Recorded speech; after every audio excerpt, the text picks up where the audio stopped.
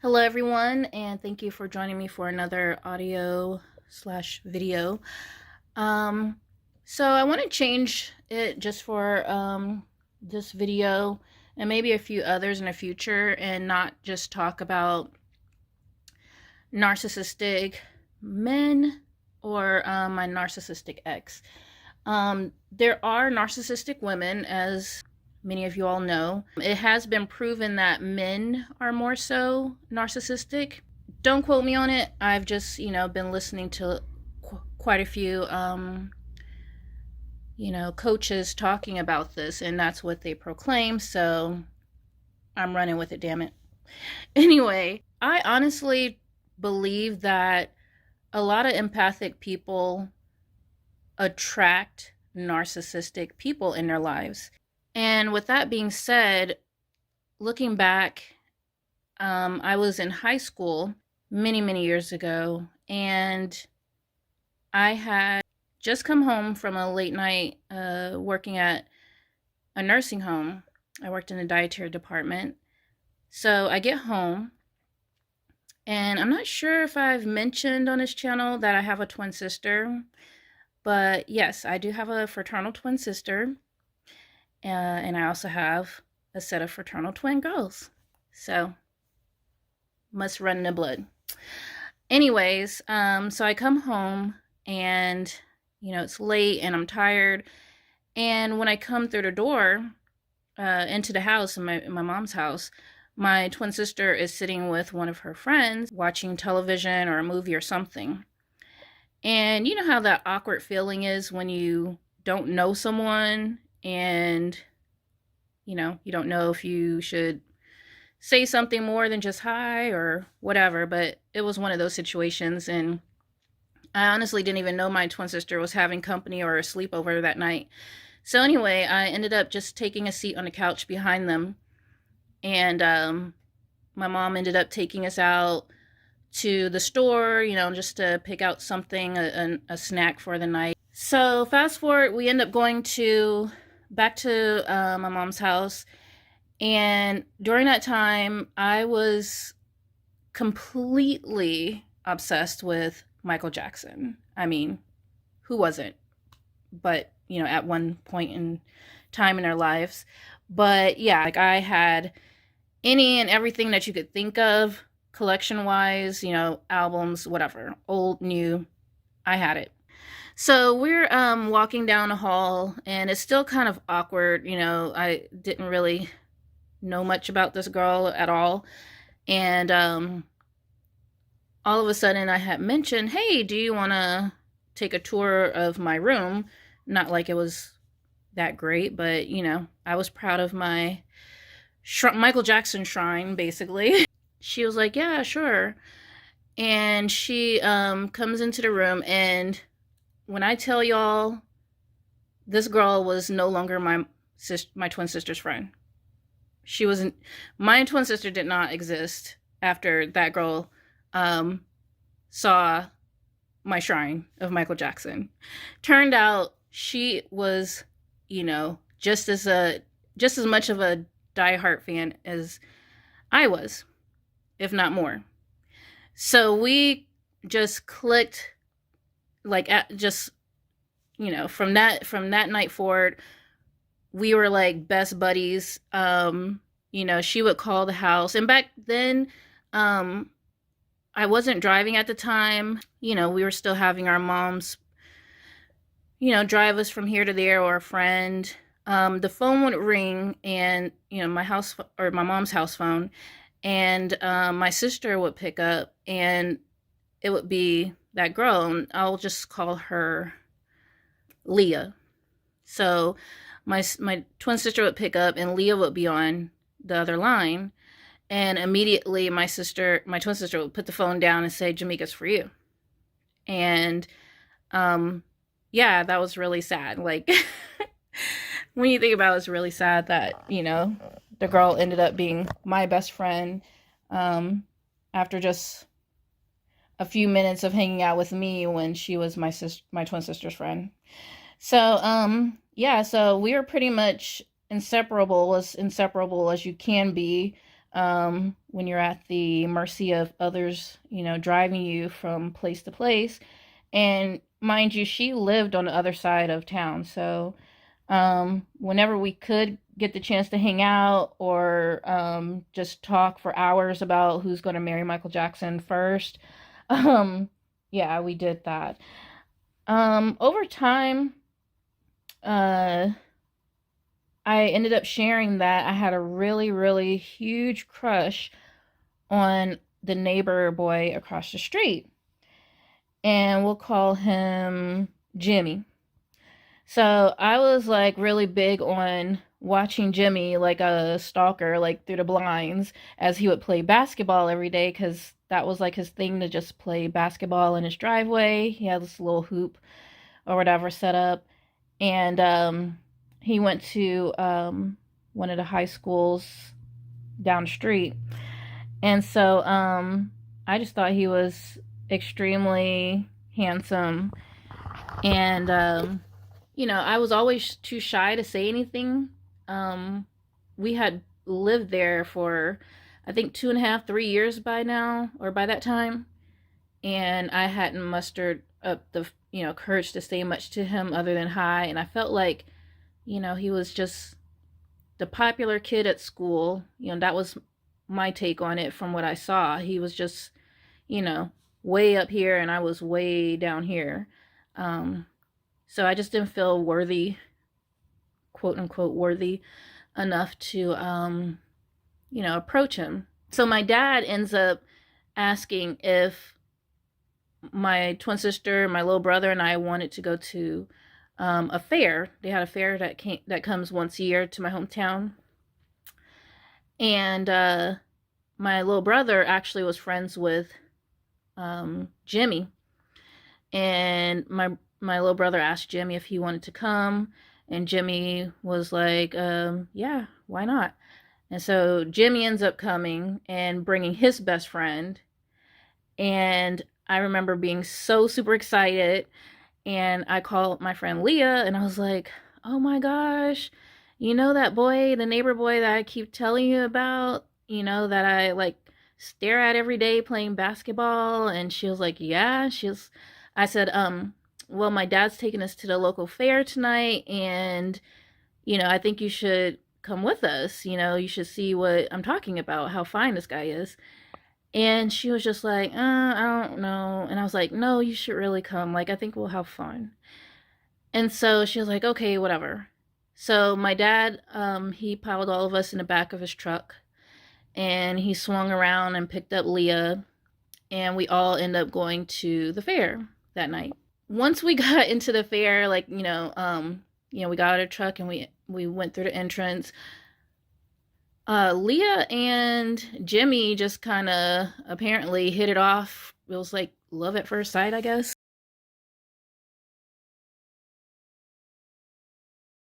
They left me in the dust, and they trailed off and did their own thing together, and I was left, fending for myself, like trying to figure out, okay, so who am I going to hang out with? I don't believe my twin sister went that night. If she did, I honestly don't remember. But my little brother was hanging out with a couple of his friends he ran into out there. So I just kind of brushed it off as, whatever, I'm extremely easygoing and can, I was a rug back then. Let's just keep it real. I'm a fighter. I mean, not a fighter. I'm a lover, not a fighter. And so I just kind of, I didn't think too much about it, but at the same time, I was like, wow, she didn't have any problems just disappearing with this guy that I told her and made very clear that I was interested in him. She didn't waste any time at all. Didn't even blink an eye. She just walked off with him like they had came there together. And yeah, so my dad ends up taking us all home. We end up dropping Leah off at her mom's house. Jimmy had asked for her number. And so this was like really a crushing blow to my self-esteem. I was just like, wow.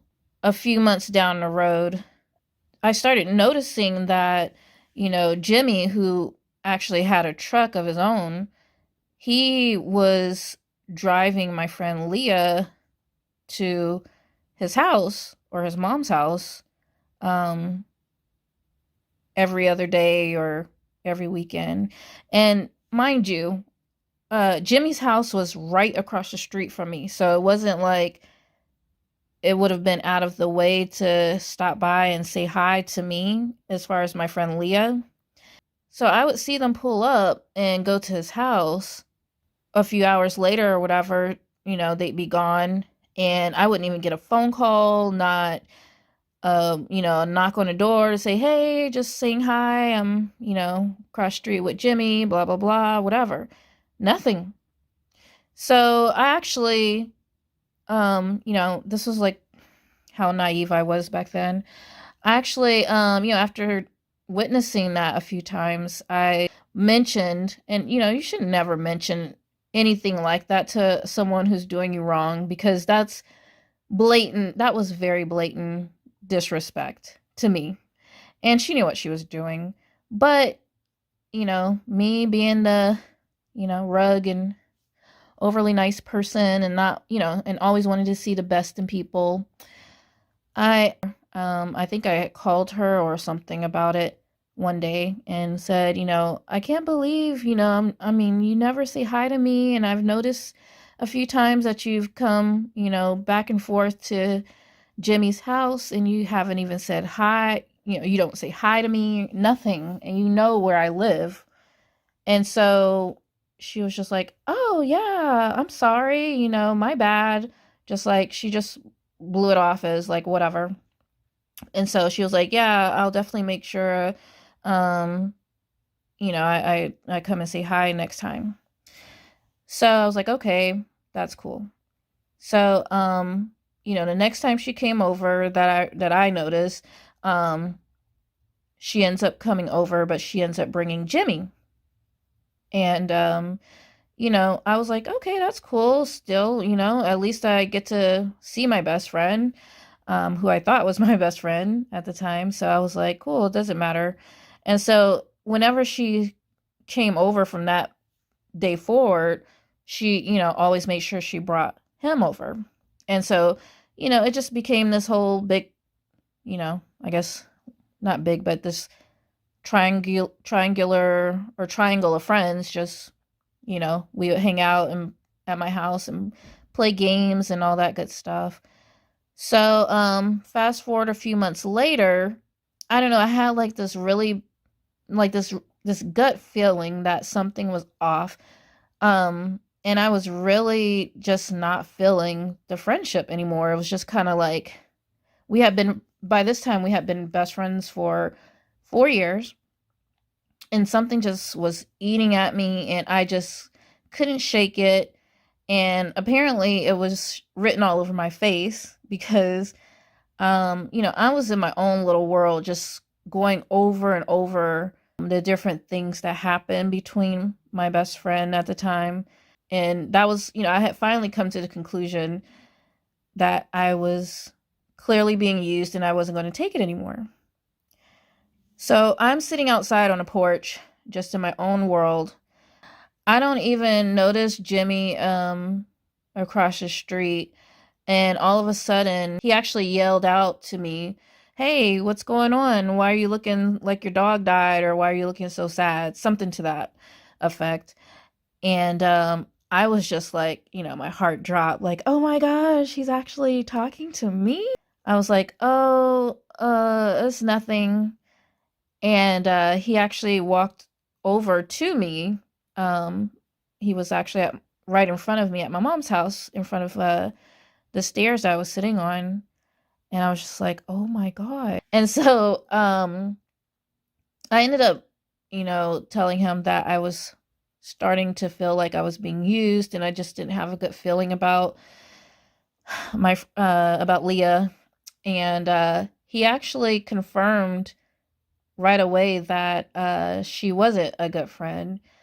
he explained to me that whenever she came over to his house, she would say, let's go, basically antagonize, you know, Jamaica, and I know that she likes you. She's always been talking about you. So basically she would drag him, that was the reason why she would drag him over to my house every time, just to rub into my face the fact that she had him and I didn't. And I was like, wow. And there was other things that he had said that honestly sound exactly like her. Like, she was extremely narcissistic. I mean, I remember one time she had borrowed one of my Michael Jackson DVD, or not a DVD, but it was a music CD. And it was like during the summer or whatever, and she never gave it back to me. And I would ask for it over and over and over again. I never let her forget. And Christmas time came, and I went out of my way to get her a really nice gift, and she gave me a gift, all right.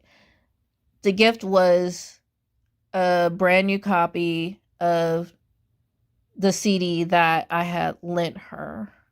So it was the same CD I had lent her, but it was, she basically went out and rebought it. And I was like, what the heck is this? And she goes, oh, I let my brother borrow it or something, and he lost it, or it broke or something like that. She had misplaced it. So she was like, here you go, Merry Christmas. And I knew like that was messed up, but I went along with it. I was just like, oh, thanks, whatever. But those are the things that narcissistic people do, men or women. They honestly, could care less how it makes you feel when, you're done wrong. And they'll continue to do that as long as you allow it. I forgot to mention that Jimmy had broken up with Leah at this time. Yeah, so he confirmed everything that happened, as far as her being a mean girl behind the scenes and how she used people. And he said, yeah, she would use the heck out of me in my truck, for instance. And she was always wanting to get her hair done or get this done. She basically had turned him into a taxi service. It was just really sad.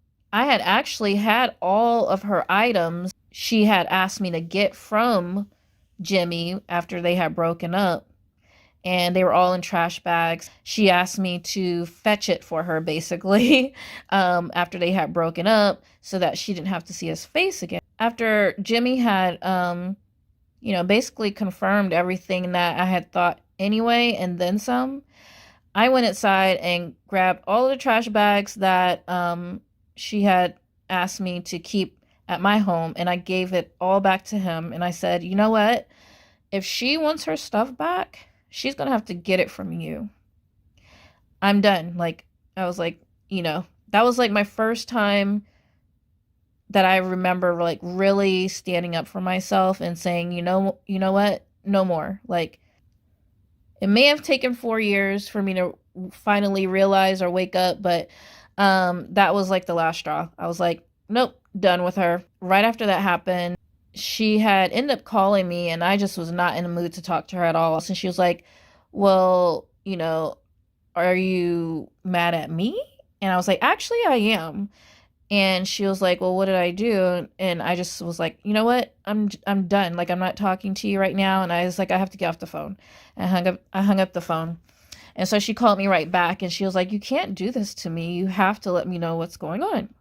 Long story short, I ended up telling her if she wanted her stuff back, that, whenever her mom was able to, or anybody was able to drive her over our side of town, that she needed to get it from him herself. So she, I guess, didn't believe me.